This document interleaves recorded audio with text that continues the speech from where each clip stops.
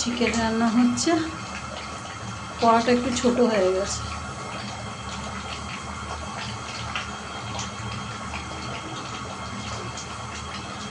কড়াটা ছোট হয়ে গেছে।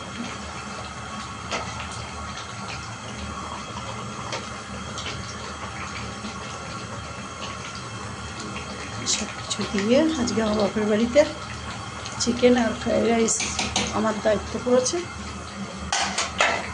সব করতে হচ্ছে।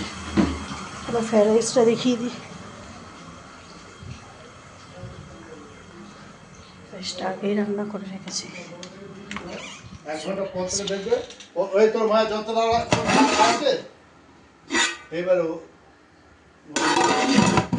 ইয়ে করছে। কি বলছো? আজ আমি আলাদা গায়ে তো তা কি হয়েছে? না না, ভিডিও হচ্ছে। বলছি তোকে যে ব্যথার ওষুধটা দিলাম, মাঝে ব্যথাটা কেমন আছে এখন? হ্যাঁ, ব্যথাটা একটু কমেছে, তবেই তো কাজ করতে পারছি। দেখো সত্যি ব্যথাটা কমেছে। আরে যা এনে দিয়েছি একজন আজকে ঘুমাচ্ছে। হ্যাঁ 3 কেজি 100 গ্রাম মুরগির মাংস আছে, 2.5 কেজি ফ্রাইড রাইস করার জন্য চাল এনে দিয়েছি, হ্যাঁ 500 গ্রাম গাওয়া ঘি এনে দিয়েছি, 350 কাজু বাদাম, 150 গ্রাম কিশমিশ সব এনে দিয়েছি। বেশ ভালো করে এমন কর একবার ঘি চপচপে গন্ধ হবে, খেয়ে যেন তৃপ্তি পাই, শান্তি পাই। আজ আছি কাল চলে যাবো, যে কদিন বাঁচি ভালো মন্দ করে আমি তোর বাবা, আমাকে খাওয়া। গান লিখছে আর নাতি শুয়ে আছে, ঘুমাচ্ছে, জ্বর চলে এসছে। কী করে খাবি বাবা তুই?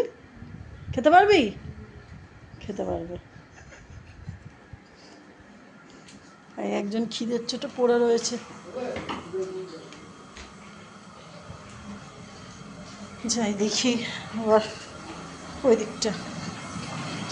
আজকে সকাল থেকে নিয়ে এই চলছে আমার, একা হাতে